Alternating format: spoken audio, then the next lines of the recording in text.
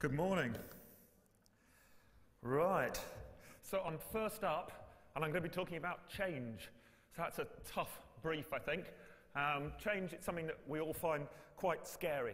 Understandably, I think human beings do naturally find change quite scary. But one of the things I want to do today is to try and show you that actually change is not only not scary, it's actually really positive. In fact, change is good. In fact, let's forget about the whole Gordon Gekko, greed is good. It's all about change is good. That's what I want to talk you through today. So now I thought I'd start off, just so you don't think I'm just somebody who's wandering off the street, give you a little bit of background about who I am or what I do. I run a company called The Next Big Thing, and that we work within trends, so it's my job to help brands understand what their customers are likely to be doing next year. So I work as a consultant across consumer strategy, consumer trends, and so on. So what I do is I observe consumers, I observe customers, people, looking at what's driving them right now, looking at their behaviors, their attitudes, and how those are changing. And as I say, from there being able to draw conclusions about how they're likely to behave in the future. And I do that across, as you'll see, a range of different clients and a range of different industries. So I'm not a travel specialist, and one thing I can guarantee you is that everybody in this room knows a lot more about putting on an event than I do. But what hopefully I can bring today is an understanding of consumers and an understanding of how the way they change can really offer you huge opportunities to do better, to bring in more people, to appeal more to them.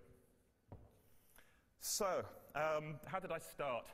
Well, it's interesting. I actually, I think there's a few of you here from music events companies, and I actually began in the music industry. I worked for 10 years for various record companies, Sony, Virgin, and Polydor. In fact, my first ever gig was working as one of Michael Jackson's PRs. So you can imagine that was quite an eye-opener for a young lad. But since then, I'd worked with a range of artists, everybody from David Gray and The Verve through to The Cure, Alice Cooper, The Rolling Stones. And I got to know from there really the idea about trends, how things change, how certain artists can be hot one minute and then stone cold the next. And that really gave me an insight, and I learned from that, and that got me interested in trends. So I started thinking about how could you predict things. And one of the first predictions I made was that the music industry was in trouble. So maybe it was time to jump out, which I did. Set up my own research company and then developed that into a trends company. And first, when I was doing this, I was relatively early on this. It's quite a new profession. And we all started off back in the sort of early noughties, as it were. We were all what they call cool hunters. So we'd look out for what was happening amongst the very cool early adopters in bars in East London. And we would say we'd get really excited, and we'd make those mistakes. We'd think, actually, as soon as something was really hot in a bar in East London, immediately it was going to be enormous in Wiltshire and across the world. And we learned quickly that actually, no, that isn't the case. So what we learned was that what you have to do is observe things. You don't just have to look what's trendy, you have to look at what's changing. That's how you learn, really. If people are carrying on this tradition, then suddenly they move in a different direction, what is that saying? So you start to analyze that.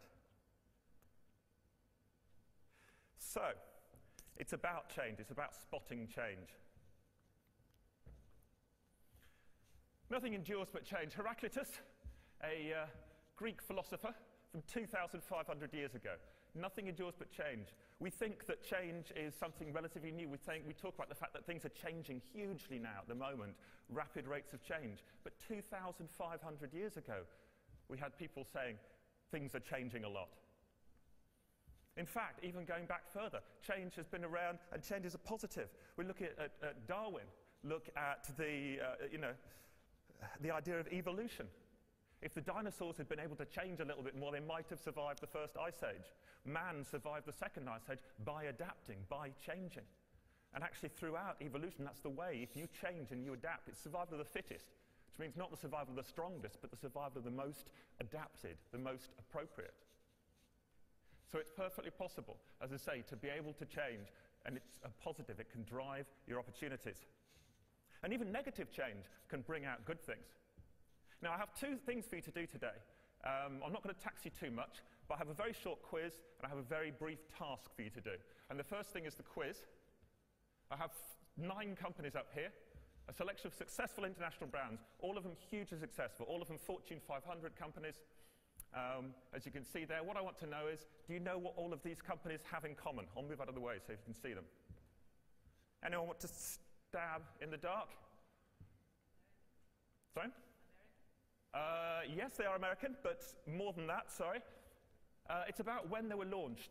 What was happening in the world when they were launched? Any ideas? What was the situation in the world when each of those companies was first launched? Recession, absolutely.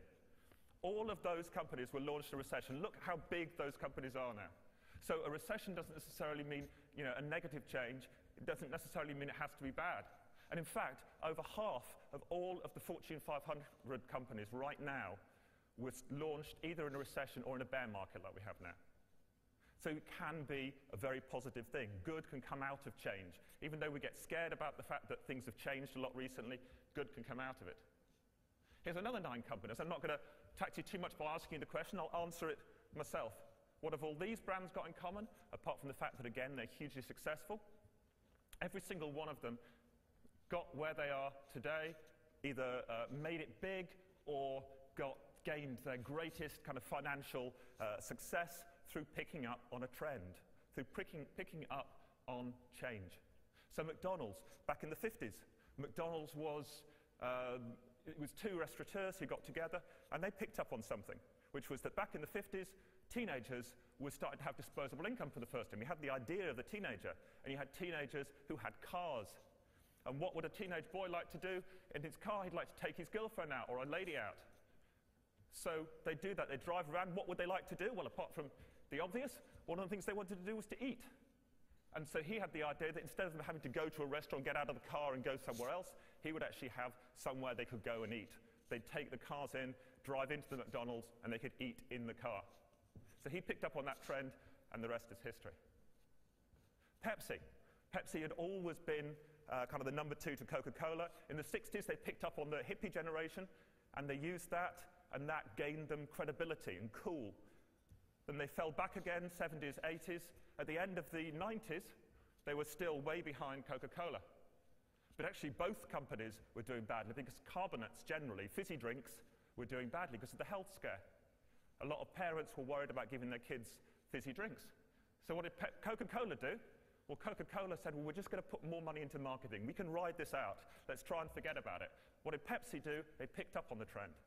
They said, we're going to use that trend as an opportunity. We're going to diversify. Let's look at what the positives of the trend are. And the positives were health. So they said, OK, we'll diversify. And they bought Tropicana, and they bought PJ Smoothies.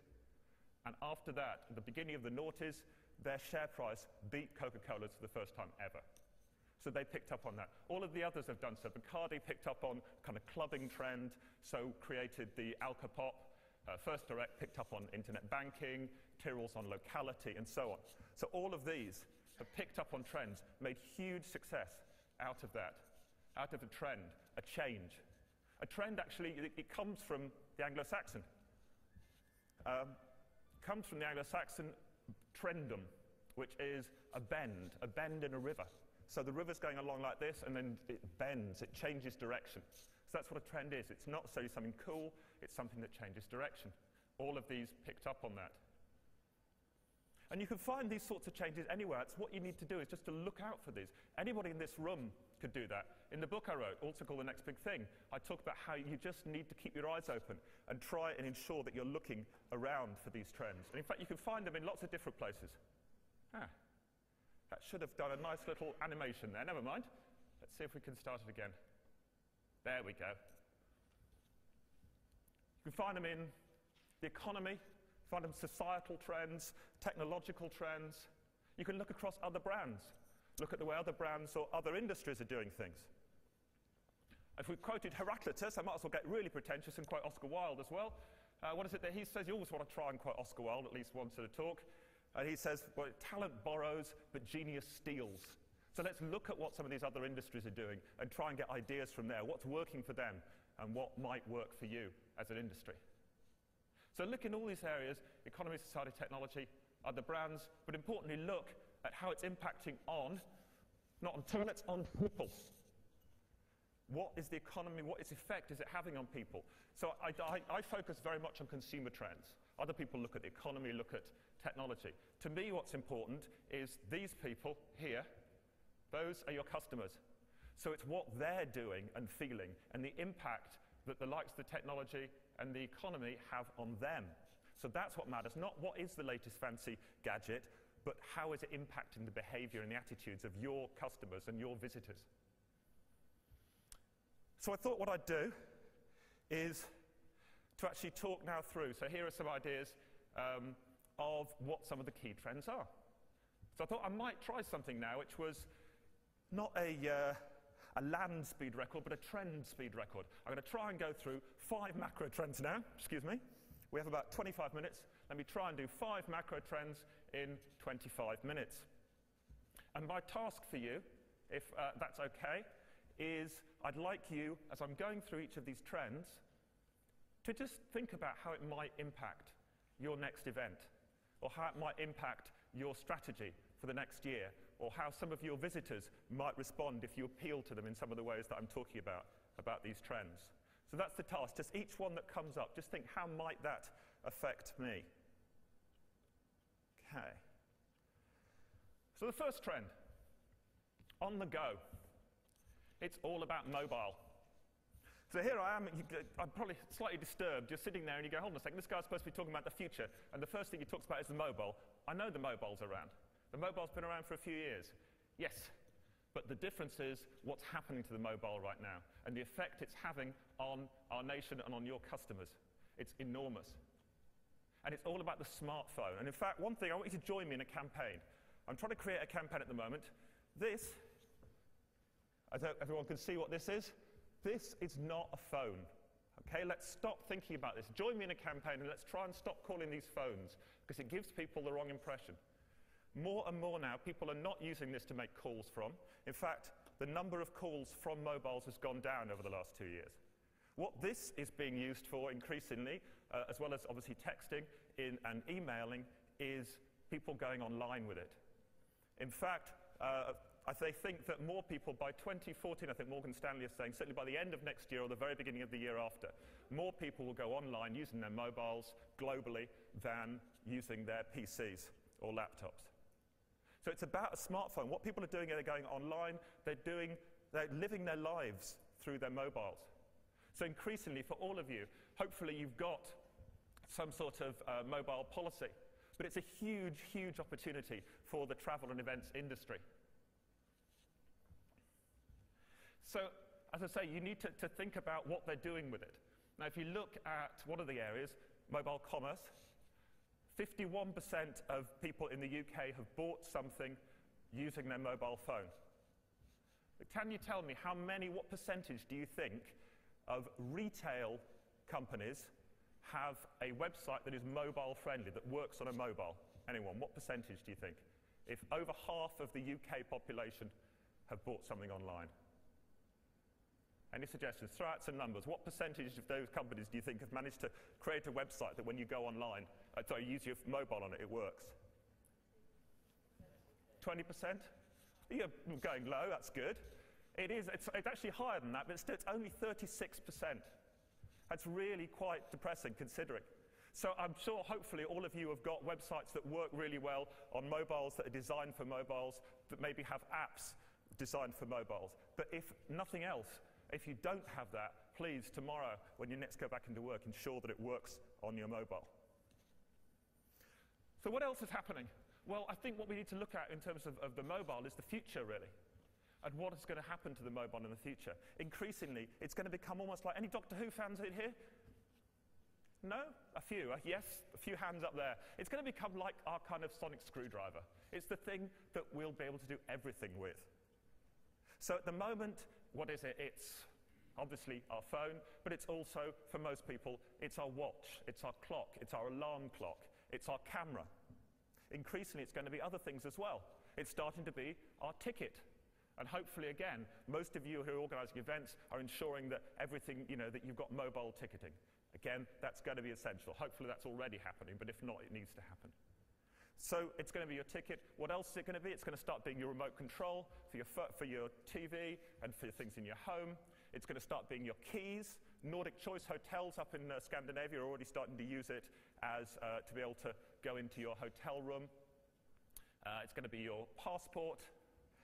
It's also going to be your credit card with the likes of Google Wallet and ISIS. People are starting now to be able to pay using their mobile phone. So it's going to be all of these things. And it's going to get more flexible. So it's not just going to be your mobile like this. We have obviously the two sizes. You have the smallest kind of mobile computer and probably the largest tablet-type mobile computer. But what we're going to get is we're going to get lots of things in between. We're already starting to see it with the Kindle in different sizes. So you'll be able to choose what size is appropriate for what. So increasingly, our lives are going to be on the go. We're going to have more and more flexible phones.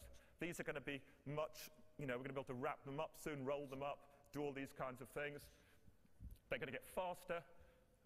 4G coming in, going to make them a lot faster. You're going to be able to stream things immediately. Battery life's going to grow. There's some amazing organic batteries, which means you're going to have to just charge it maybe once a week, even once a month. All of this is going to happen. We're going to see the future through the mobile. And actually, we're going to start being able to do what they call the Internet of Things. Not a great name, I didn't make it up. A guy over at MIT made it up. But it's this idea that all around us, we have lots of inanimate objects all around. But by putting things in those, by putting chips in those, you're actually going to be able to communicate with devices around here using your mobile phone. We're already starting to do it to an extent. We're going to see more and more of that. There's already many, many of these devices around the globe. 1.2 billion connected devices around the globe currently already. So imagine how that might work at an event. So imagine that you go in and people are communicating with your phone. You can see screens up there. We're starting to see it in shops now, where you don't have to put the prices on things because people can just go up and use their mobile phone. You mentioned the RFID codes. We're already starting to see those coming through, and I believe Tom's going to be speaking about those later on. But that's a hugely important point. I won't dwell on it if he's talking about it. But to be able to communicate with these, to go into your event, to be able to click on there to see what's happening at this stall, and so on. And then I think possibly the most exciting things still are, in terms of the mobile, the e-guide. Now, as I say, I started in the music industry late 80s, and that was coming off the back of something that had really boosted the record companies. That was the CD, back in the coming out in the early 80s and mid-80s. That had revolutionized and really reinvigorated the music industry. Not only did it get revenues going in, but it got people excited about it again and bringing things in. And I think potentially the smartphone, the mobile device, is actually going to be going to do that potentially for the travel industry. Not that it needs reinvigorating, but it's going to add more and more to it, get people excited again about holidays, because you can change the way you view your holiday. The e-guide, the electronic guidebook. What has this mobile device got? It's got 4 things that are perfect for a guidebook. Books, fiction books that you can read in the bath, those are great, and that's a great idea, the paper ones. But for a guidebook, really, an electronic device is far, far better than the paper guidebook or the paper program at your event. What does it have? It has 4 things, 4 fantastic things. It's location-based, which we'll come on to in a moment. It's something you always carry about with you. Now, increasingly, people will go out and they'll have 3 things: their keys, their credit card, and their mobile phone. They guarantee they'll always take those out. Soon, as I say, you can drop the keys and the credit card, because your mobile will do that as well. But you take that, so it's always with you. So wherever you go, you'll have that guide somewhere downloaded. It's updatable. So as soon as something changes, if you're in one location and a restaurant's closed down, then immediately it'll put on there. That information will be on there. If you're at a music festival and it's running slightly late, then immediately that information could go on there. A guidebook and a program could never tell you that. So the electronic guide is fantastic for that. As I said, it's also, yes, it's updatable. But it's location-based, and you can customize it to what you want. So you could say you're at a food festival, and you're a particular fan of certain types of food, so you want to find those types of foods. Maybe you're a vegetarian at a food festival. You want to look at the fruit and the vegetables. So it'll have on your guide, here in these particular areas are where the fruit and vegetable stalls are. You can walk through it and immediately tell you. So these can be done either as an app or as some sort of electronic guide. It's hugely, hugely important. And we're living our lives in a more mobile way. Again, I want you to think about, as you're planning any of your events, the idea that individuals, customers, visitors are very much, not only are they using mobile devices, but they're thinking in a mobile way. They're thinking in a less fixed way. They don't want long-term contracts. They don't want to be tied down to things. Increasingly, the mobile is giving us the freedom and the control and the autonomy. So that mobile, think mobile. The next one also ties in to an extent with mobile. That was a technology trend. This is a trend that takes technology and a social trend and merges them together. And this is connected with social media. Again, I know social media has been around for a while, but what this is what is the future for social media? I'm hoping that everybody here is utilizing social media in terms of publicizing their events up front. Am I right now? Yes? Some nodding, I hope. Because at the moment, obviously, social media of any sort, depending on who your audience is, whether it's Twitter, Facebook pages, Pinterest, and so on, that actually social media is a great way to pre-publicize your events. So getting some interest going, creating a community up front of the event, communicating with them, getting them to share information about your event with their friends. It's a huge opportunity. But what the future is, really, is increasingly what I call the play and display trend, which is actually fairly specific to the leisure industry, which is something that's going to help you during and after your event to be able to create interest in the events moving forward. So the second time you do the event, the third time, you're going to already have an audience there. So play and display is the idea of people increasingly, it's not just telling people how you're feeling, it's telling people where you are. And I was just talking to Lisa, actually, at the breakfast table earlier, and she was talking about how she'd been up Everest. And at one point, she'd had, I think, 4,000 feet up, and she'd actually been able to get some signal on a mobile phone. So what was the first thing she did? 4,000 feet up Everest. She put something up on Facebook. She took a photo, put it up on Facebook, and said, "Look, I'm on Everest." Fantastic. That's about as cool as you can get, I think, for a Facebook update. And that's what we want, to have those sorts of cool moments, to be able to impress our friends. That's where it's going now. It's about not, it used to be very much about acquisition. What do I own? And I'm trying to impress people with what I own. In an economic downturn, it's vulgar to do that, and you can't do it as much. So it's less about showing off on that level. But we are humans. We like to show off. We like to impress our friends. So what do? We'll do that. We'll tell people.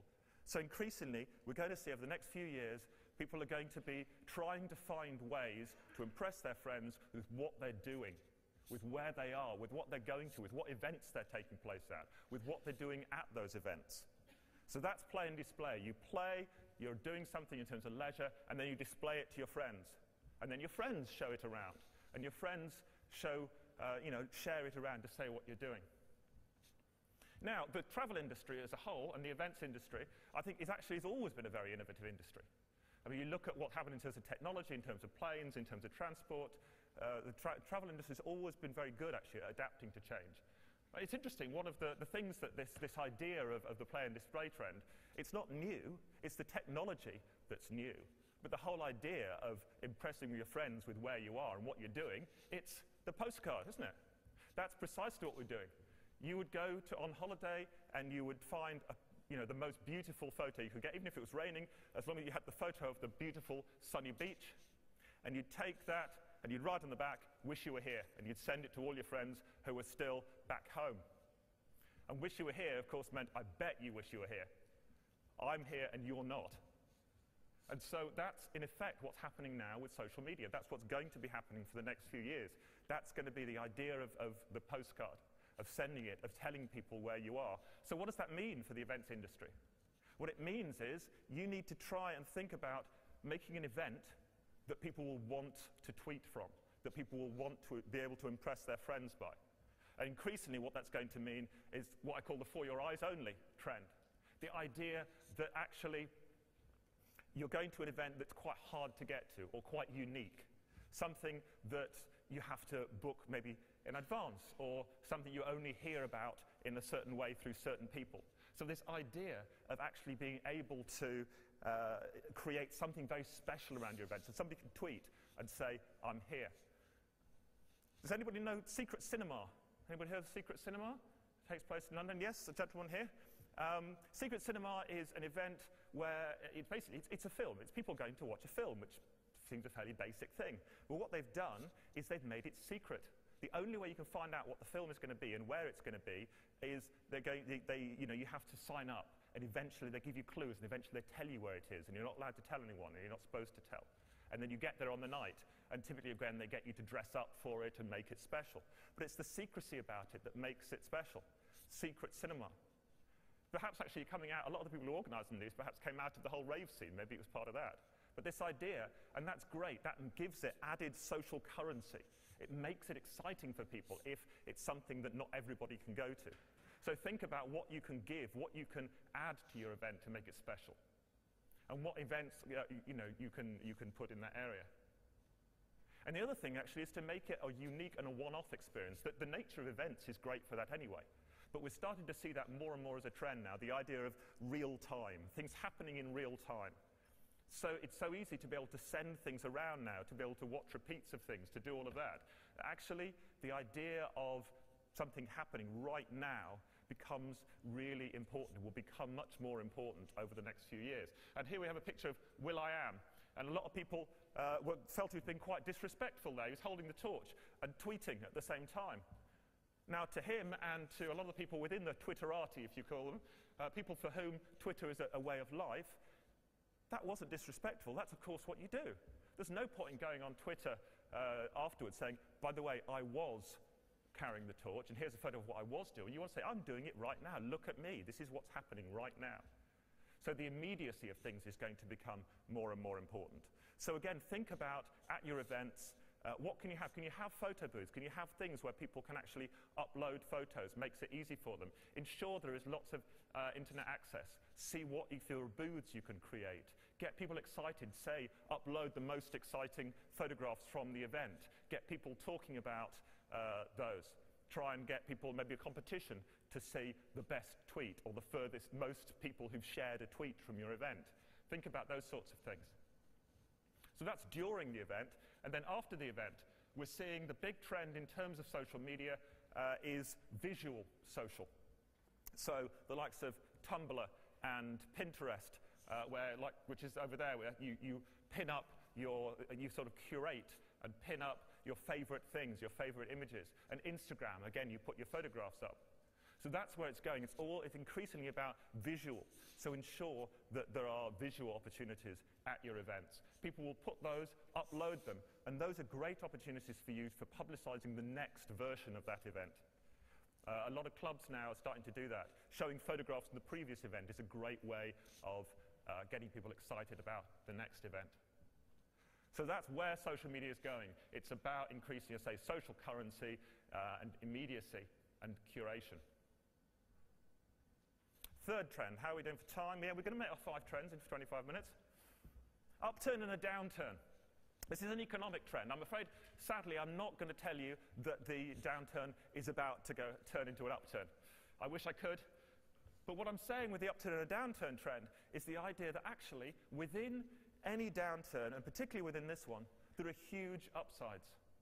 That actually, there are opportunities, even in a downturn. There are ways for you as individuals, when you're organizing your events and creating tourist attractions, to be able to take advantage of that. And the way I think to do it, what I try and do when I'm looking at what a trend's going to be, and not just what a trend's going to be, but drilling down from that, saying, well, what strategies should you adopt in order to be able to appeal to people better next year and the year after? Well, the thing to do is to look at how people react to things. You think about human nature to an extent and think to yourself, well, how do people always care about things? So that's why with the social currency and the postcard and the site showing off, that's a natural human trait. And then there are other things which change. So the way we react to things can sometimes change. But with an economic downturn, there are typical ways in which people react. People react differently. Some people react in one way, some react in another. But think about how people might react to an economic downturn. I'm going to mention 3 in this particular trend. One of those is this kind of, one of the ways that people react to a downturn, and we've seen it happening across huge numbers of people throughout the UK, is that they become savvier. We've got this kind of super consumer who's become very, very sussed in terms of budgeting, finding cheap ways of doing things, finding bargains, finding value. And so that's one way to react, to get smart in terms of looking for those bargains. So that might seem a little bit depressing. It's, oh gosh, we're going to have to try and bring the prices of everything down. But no, actually, the savvy consumer is not just after cheap. The savvy consumer is much smarter than that. What they're after is value. So what you need to offer them isn't necessarily giving them the cheapest thing. They're now smart enough as consumers, as visitors, to be able to work out what is they're willing to pay you extra for, and so on. I mean, again, within the travel industry, you actually very early on in the kind of the variable value idea with first class and standard class. Again, that offers people opportunities. They can choose what value they want to have. But increasingly, we're going to have that. So people will want good value. They'll want things that actually have some sort of additional value. So what can you give them? Think about added value. What can you add to your things? I mentioned Secret Cinema. Secret Cinema, as I say, has taken a fairly standard thing, which is going to watch a film, and they've added the secrecy, which gives it a buzz, but they've also added the dressing up factor. So that's kind of what I call full pleasure leisure. It adds to something. It doesn't just take the standard, anybody can go to a film, it adds to that, gives you full pleasure leisure. What else can that do? Well, I put up a sing-along sound of music. Again, something else for a cinema. What can you do? Again, people are dressing up and they're singing along to the film. Again, that makes it a more added event. You're going to pay more to go see that event. You're more likely to go see that event. We've seen it with karaoke, keeping on the singing theme, as it were. Karaoke now, increasingly, it used to be that karaoke was about just playing against a musical background. Increasingly now, we're starting to see karaoke with live bands. So again, that's something else that adds to it. So what else can you see in terms of that? Again, with dining, with anything connected with food. So we have underground restaurants. Again, that secrecy thing. People who've set up one-off, pop-up, underground restaurants. Again, what can you do with that sort of area? Or themed restaurants that have a themed night. And even dating. Dating increasingly popular now. We have more and more single people around. So see, how can you add dating to something? There's a wonderful company called Grub With Us that run restaurants and dating. They put that together. So you go and you have a meal in this underground restaurant, and you also get to meet lots of single people. So again, full pleasure leisure, add value. And one other way you can add value to people is to teach them something, to teach them skills. And that takes us on to the second way in which people react to an economic downturn. They make themselves more attractive to potential employers. If you're worried that you might lose your job, or you're worried you might not get another job, you say, okay, I'm going to make myself so attractive, I'm going to have so much knowledge that they must employ me. They'll need to keep me. So the idea of kind of lifelong learning is growing now. More and more people. I think actually the number of people in the UK that saying they want to go back and learn more is at a 20-year high right now. People want to learn skills. And we're seeing brands helping people do that. B&Q, the home store, have now put on do-it-yourself masterclasses. We've got a masterclass here. It's about learning these skills. And actually one of the big trends we've started to see within the travel industry recently, and which is just going to grow and grow, is what we're calling purposive travel. The idea of people going on holiday and learning things at the same time. Again, I know it's happened before, but it's starting to grow. It's becoming much, much bigger now. So purposive travel. So think about how you can offer skills to people. If people are thinking about this value idea, whether they should go to your event or not, and it says, okay, here's the event, these are the things that are happening, and here's some skills you can learn while you're there, that's more likely to make people think, well, I'm willing to put my money in. That's an investment. People are really starting to think about that now. They're really starting to think, how can I, what am I getting out of this? And if you're offering them skills, even if it's not skills that necessarily will help the job, but will make them more knowledgeable, more rounded, connoisseurship, knowing about how, ballroom dancing or wine classes and so on, anything you can add to that would really help.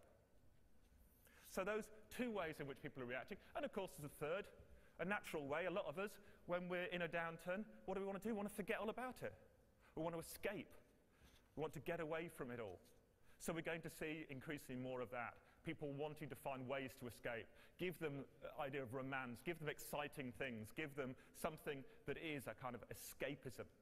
So I think we're hearing, I'm going to touch on style trends and so on. I know it's not hugely important here, but if you are thinking about events and how you dress them and what sort of themes and styles, the whole Downton Abbey thing is very much, we're going to be seeing that next year, the Edwardian theme. The Titanic idea ties in beautifully with that, actually. That kind of Edwardian era very much now. The last few years we've seen this back to the Blitz, kind of mid-century, but I think now we're seeing it going even further back. People are loving dressing up and taking part in things like, as say, Edwardian and just pre-war ideas. And extreme escape as well. One other thing, if you're having to be, do everything the boss says and you're not having a particularly fulfilling life, to be able to get away, a holiday or an event, if you can do something extreme, something violent, something that you can just get you away from your life. Whatever you can offer people in that will be fantastic. Okay, I'll just quickly move on. We've only got a little bit of time. I'm going to do these last two, community spirit and the digital detox. Communal leisure.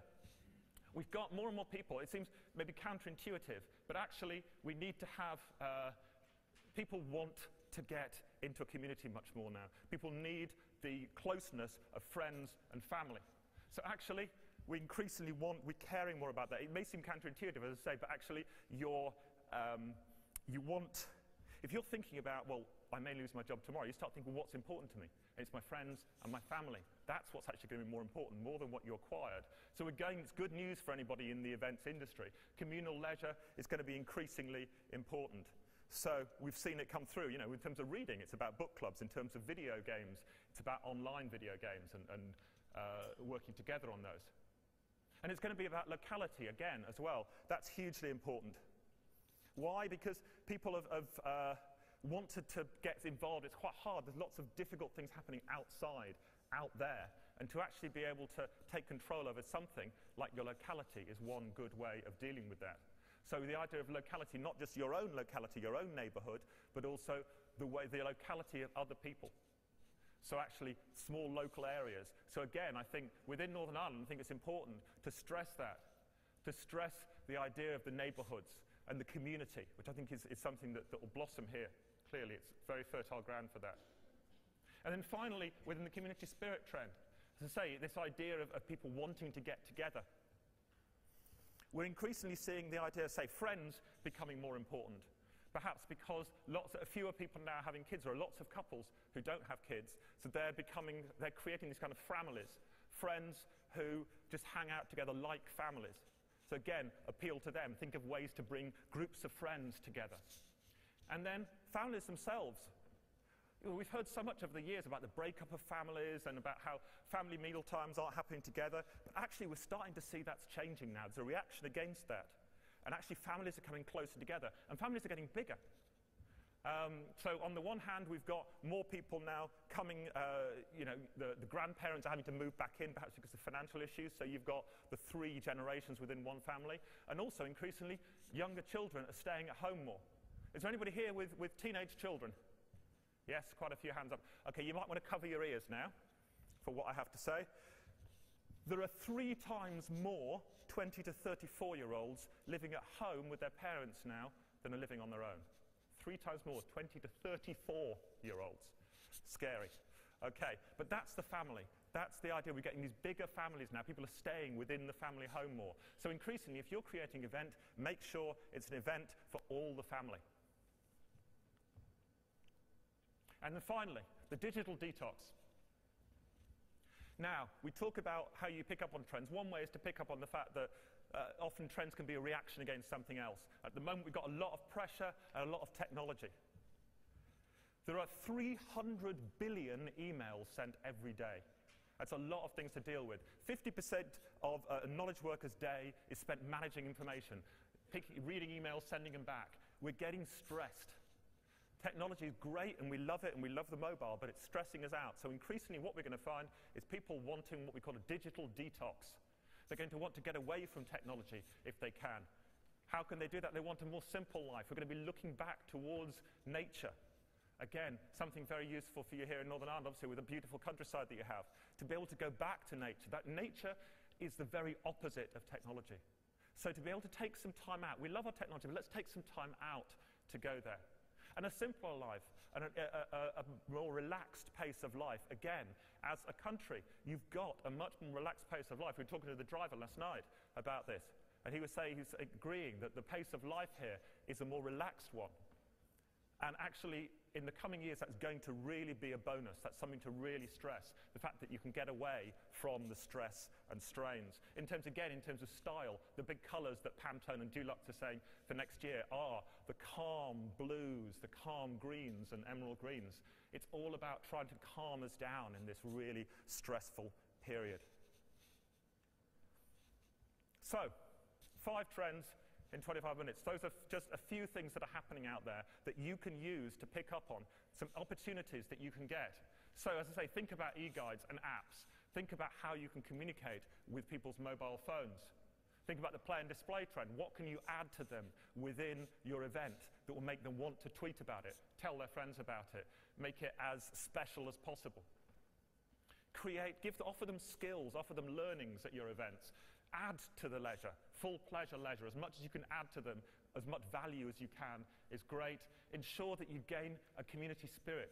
Those sorts of events are great. Make sure people feel they're part of a community when they come to an event, and make sure the event offers things for all of the family.